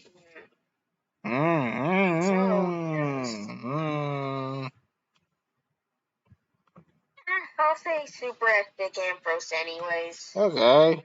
Well, this isn't old gens. This isn't the old gens that Super Epic Ampharos would usually be better at. So Mabka has a fighting chance. That is true, but I still think Super Epic Ampharos is probably better here. Okay. National Egg Supers, we got Eggs versus Taka. Taka. You just have no faith. Well, Taka is also undefeated. He's 4-0. I will give you that. Eggs is 3-3, and Eggs in Uber Speed especially has been doing. He's been doing all right for himself. You know what? I trust my boy. Yeah, well, Taka's 4-0 against Farce, FC, Ames, Crad. Avarice. Yeah. Well, yeah, I'm not mentioning Avarice among the top threats of the tier because I don't think I need to explain why. Alright. And Camo Cap, we got Carl Dude Guy versus the Swag God. Okay, Carl should win that. I'm very surprised that they kept Swag God in for another week. I really thought there was gonna be a one and done. But now they trust the Swag God. But you know what? My boy Carl, he can handle it. He can handle it super well. Alright, next up, your team. Your big boy team versus the beer team of the alcoholics. So what's the implication here? If you guys lose, then are you out? If we lose, we could be out. If we tie, I think we're pretty much guaranteed in unless you guys have an insanely good win. We'll try. And the alcoholics, they're in a tougher. No, you're not getting that win. Screw you. And but meanwhile, the alcoholics has semi decent chances, I guess. They have low chances, very low chances. Ugh. Like it's lower than anyone else's. I mean, they're isn't seventh. The Frostmoths, which they have 0. Yep. Well, they're seventh, so it's gonna be a tough climb. They'll probably manage fourth, but it's gonna be a tough climb. And they also need luck. Poke, we got. They need to win at least. They need to win at least two this. They need to win at least 6-2 over us, and then the rest of the other series have to go their way, which is also unlikely. Hmm. Interesting. First off, Poke, we got Rofna versus Panu. I don't think this is gonna be close. Rofna's been doing amazingly this TPP, and there is no stopping this boy. Let's see his record, shall we? His record currently is 4-2. Oh, I thought it would. I actually thought it would be better than 4-2. He lost to Eggs and the Number Man. Meanwhile, the Alcoholics, Anu, has 4-1. Pretty good records for both of them, I will say.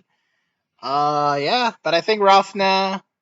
I see more motivation coming from Rafna than Panu, so I'm gonna go Rafna.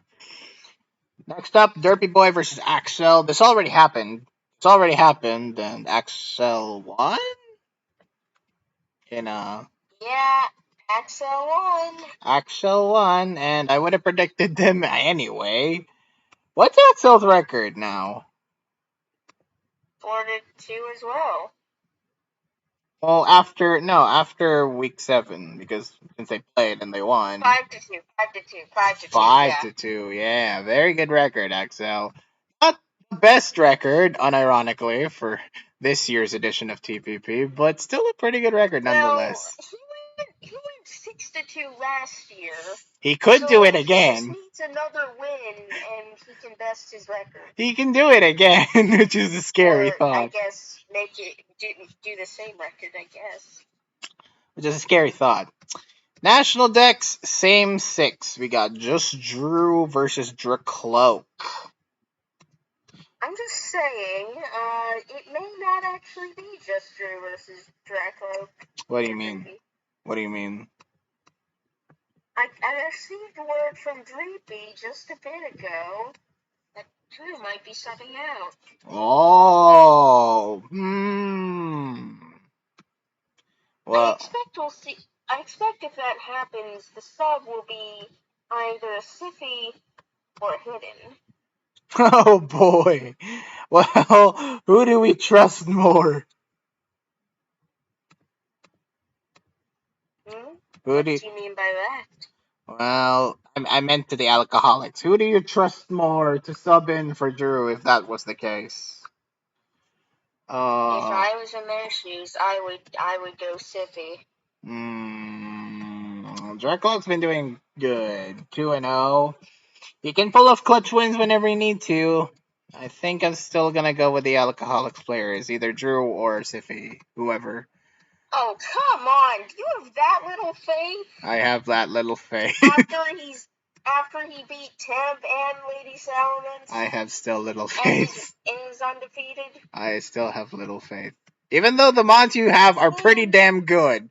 Look at your mons though. Dragonite, Incineroar, Malamar, Palisand, Quagsire, Shedinja. You can cook.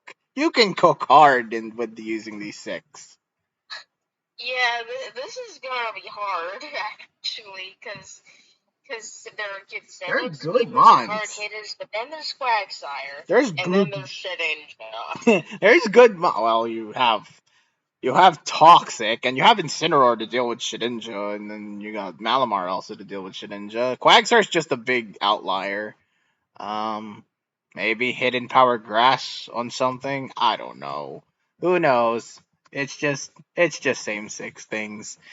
Mystery OU. We got Dugza versus Euphanos, who subbed in Mystery OU while using Freedom Cup rules. I'm probably a little curious as to why. I am curious. Well, we want LTG to play. Okay. That's really all it comes down to. I'm sorry, Euf. You're my boy, but I can't see you winning against Dugza. I'm sorry.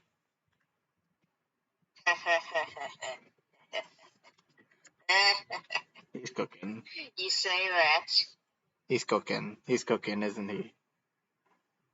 You see, you see, Freedom Cup works to our advantage, actually. Does it really?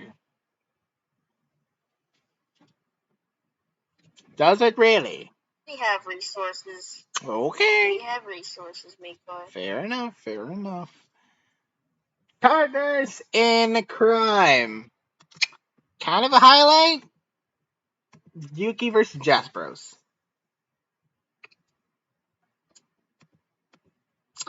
Let's see their records. I want to know their records, actually. Yuki's 2-4. Jeez. And he was like the second most expensive in the pool, very close to Chromate. Yeah, 21K, and yeah, friggin' 2-4. Meanwhile, uh, Jaspy boy here has a 2-2 record. Not bad. I'm going Yuki. I'm sorry. There's just too many. There's too many unsets and uncommon builds for me to really predict for. To really predict against Yuki, and besides, if Jaspros can't beat Yuki, then that's gonna be a tough matchup for you guys. So I want this to be a fairer series. So yeah, Yuki.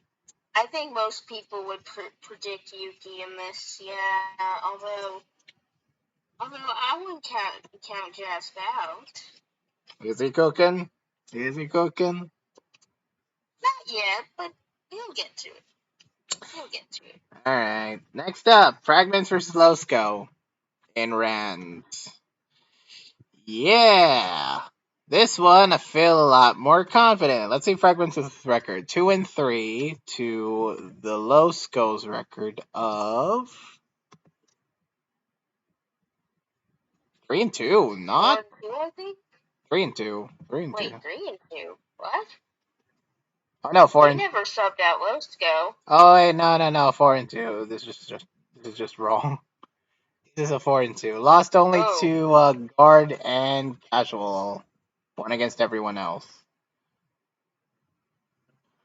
Yeah, I'm going Losco. Like, there's no between the tiers. I would think Losco. I think Fragments would do if it would if it was any other tiers. But in terms of Gen 6, 7, and 8, I think Losco's easily the better player. So this is Losco's game, Losco played this last TPP and nearly went undefeated. if not for a certain Michael their best. Yeah. Correct. All right. Next up, Ainscrad versus Farce of the Death. Hmm. I'll let you in on a secret, Makoi. The correct prediction here is farce. Let's see the prediction. Ainscrad is 3-2, and Farce is 2-3. You know what? You know what? I'm going Farce. I'm not.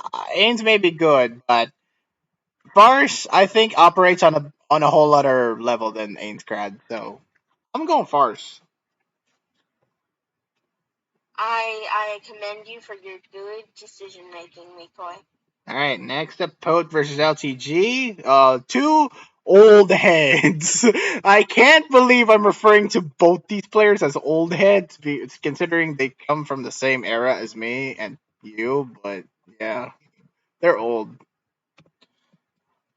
LTG, of course, hasn't played a game yet, and Poet has a 1-1 record. Who to predict between these two old heads? Who do I trust more in winning?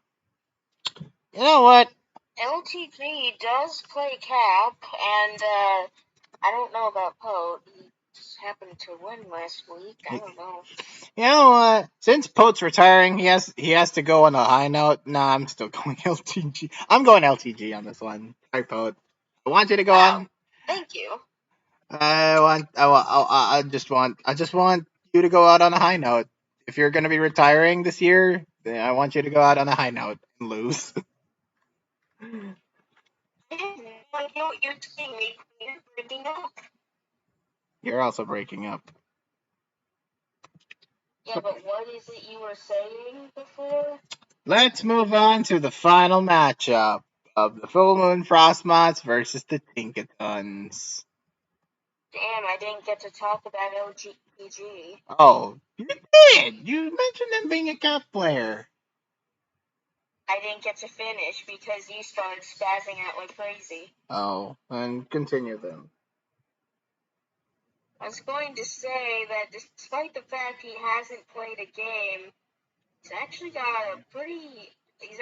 a lot of messages in our chat. That means he's building. He might be More building than some of something. our actual starters. That means he's building people. You know what to do. He's cooking. He's cooking hard. Alright. Let's move on to the final matchup. The Tinkatons versus the Frostmoths. And this one, Frostmoths, please win. I don't want the Tinkatons to be in the semifinals. This sounds like You got this, Mox! Win! I don't want. If there's anything we want out, it's the Tinkatons. It's the bloody Tinkatons. First off, Everyone wants the Tinkatons out. even Corbinites. Poke, hey, we got Don Vasquez versus Swiffix. I'll go Don Vasquez. You got Don for Vasquez. Let's see their actual records. So, Swiffix is 2-3, and Donny Boy 3-2. Yeah, okay. Well, and you know what? Over the course of this game, over the course of this tour, Dawn has been doing the more impressive. Dawn. I think Dawn. I feel more confident in Dawn. As do I. Next up, Stab and Mega, Elgino versus Astra. Let's see. Elgino is I would think Zastra normally. really. He's 1-3. Yes. But he's 1-3. And how is Elgino doing? 2-4. That is not much better. I'm going Elgino in a landslide. What? Mm-hmm. Because Zastra also hasn't played very much in comparison. But Zastra kind of is mediocre. I've not been impressed with his plays at all. Zastra's more of a cooker than Elgino. Elgino kinda sucks as well, Decoy. No, Elgino's been doing decent. It's not as bad as you think. 2-4 is kinda bad, Decoy. But against Zastra's 1-3, what's your point? Decoy, have you seen the opponent Zastra has faced?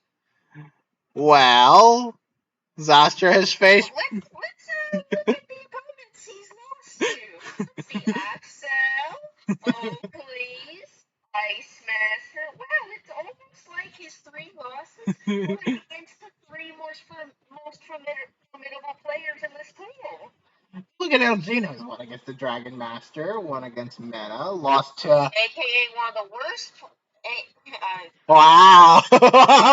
Well, he also lost to the Ice Master. But yeah, he won versus the Dragon Master, aka one of the worst people in the pool, actually. Ouch, harsh. He won versus Meta, which I guess Meta hadn't really hit the beast mode button yet.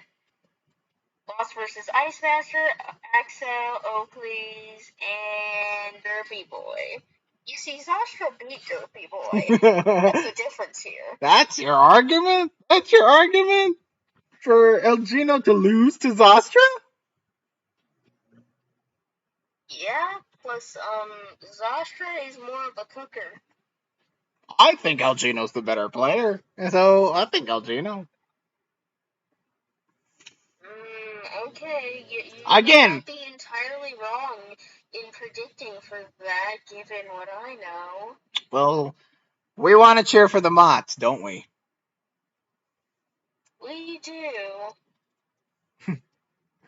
Now, next up, Lechen versus GXC in same sex. This should be the loveliest murder.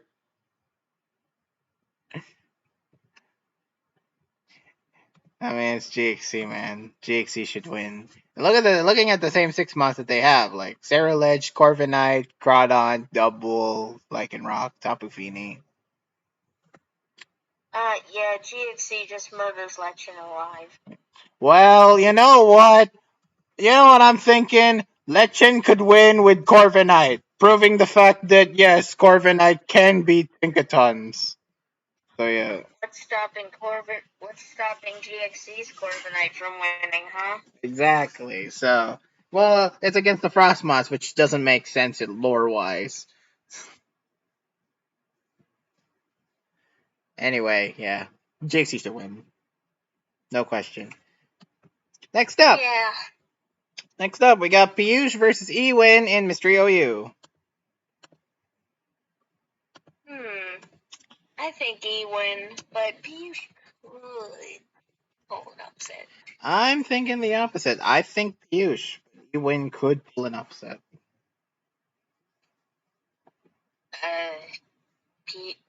Ewin winning would not be the upset. Well, actually, no. Let's take a look at the set. Let's take a look at the records. Wow, Ewin's 5-0. Jesus frick. Yeah. Yeah. He's 5-0, But McCoy. what? Oh, Wouldn't be upset. 3-2 for Piyush. Not bad, but I have more faith in Piyush. Go Piyush. Go Frostmoth. Okay. Go Frostmoth. Instruct versus Frixel and PIC, aka memes versus memes. Who will meme harder? Oh, this is a difficult one, actually. This is memes. This is complete memes. 3-1 for Instruct? We pegged Instruct to be like mid in this Partners in Crime poll, but Instruct has a better record than Yuki. Let that sink in. Well, he is the cheerleader, so enough crapping on Instruct. What is Instruct in Frixel's records? Like I said, Instruct is 3-1, better than Yuki. Wow. And Frixel is 3-0, better than Yuki. I think I'll go Frixel. Whoa! Really? Really? I expect Frixel to be the better player here. It'll come down to the team. I'm going Instruct. I have more faith in Instruct. Even though he lost one, I think Instruct will cook harder.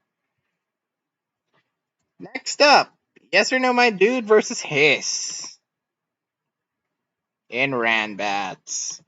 Hiss is 4-1. Yes or No My Dude is 0-3. Subbed in.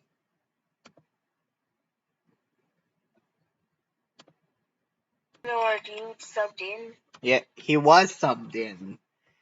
What was it originally supposed to be? Oh, Sparks Blade. That's right. Sparks Blade versus Hiss. But no, it's Yes or No My Dude. Who has the worst record? Hiss to win. Huh? Has Yes or No My Dude played? I don't Yes. remember. He played 3 times and lost all 3 times. Wow, okay. Yeah, I'll go with this. Hiss is 4-1, so yes, Hiss to win. No questions asked. Next up, Habitus versus Concept Everything in Ubers. Concept everything. Why you say Concept Everything? Because Evers is like winless or something, man. Habitus is 2-4. Concept Everything Yeah. is 1-4. Like Concept Everything at least puts up decent fights in his games. And yeah, I think more And tradition. doesn't lose to the most common threats of the metagame in 7 turns. Oh wow, that's a bullying evidence for losing at 7 turns. I mean, yeah, I'm gonna go with Concept as well. I think Concept has a more natural knack for Ubers than Avidus. So I think this For could be this the time. particular brand of Ubers, yes. Yeah, I think this could be the time that Concept finally pulls one off after underperforming. And then finally, we got a possible highlight match: Saba versus Kepper. Ooh. I think Kepper. Kepper is 1-3. Saba is 2-2. Kepper's 1-3? What? Yeah, That's not no, no, yeah, yeah. He lost to he no. lost to Yuki. He lost to Mossy. He lost to Carl.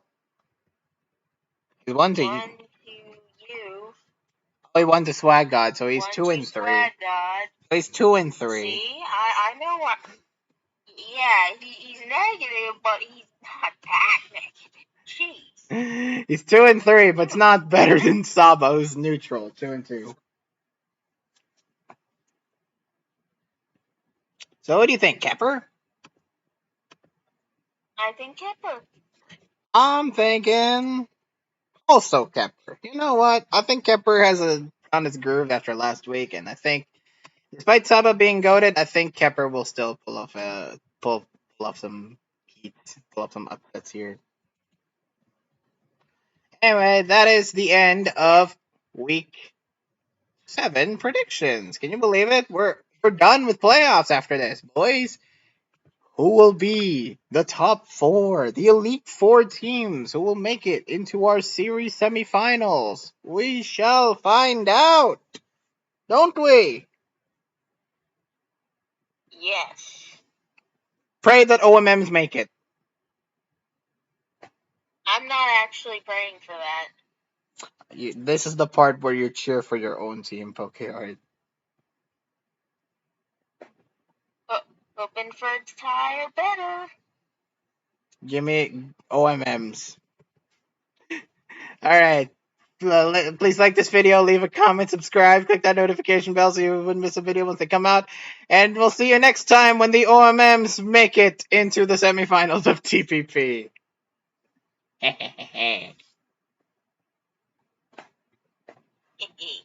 And the Litwicks, well, enjoy being Litwicks. Thank you all for watching. This has been McGoy, signing out. Goodbye.